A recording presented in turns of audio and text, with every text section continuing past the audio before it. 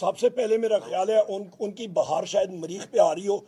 वो उन्होंने कहा था कि हमारी बात डिमांड पे कि वज़ीर आज़म इमरान खान साहब के साथ दूसरी बार इलामिया में आया, उन्होंने तायद की कि हम लोग फिल्म और आपकी मुलाकात अनमॉनिटर्ड माहौल में कराएंगे कि देखती आंखें और सुनते कान वहाँ पे ना हो, तो लिहाजा वो भी नहीं करा सके। पता नहीं वो मतलब कहते हैं कि जी शायद उन्होंने दरख्वास्त दी होगी पटवारी अडयाला को या पटवारी चक्री को, और पटवारी साहब दौरे पे निकले होंगे जमाबंदी के लिए, शायद उनसे टाइम नहीं मिला होगा कि डिप्टी प्राइम मिनिस्टर और इनकी दरख्वास्त पे वो अपनी कलम लाल कलम से कोई लिखें।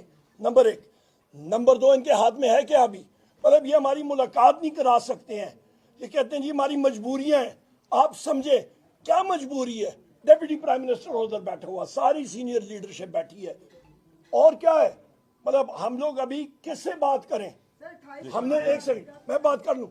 28 हमने इनको मौका दिया, हमने कहा कमीशंस बना लें, बनाने का अंदिया दे दें भी, पर नहीं, उन्होंने कुछ नहीं किया।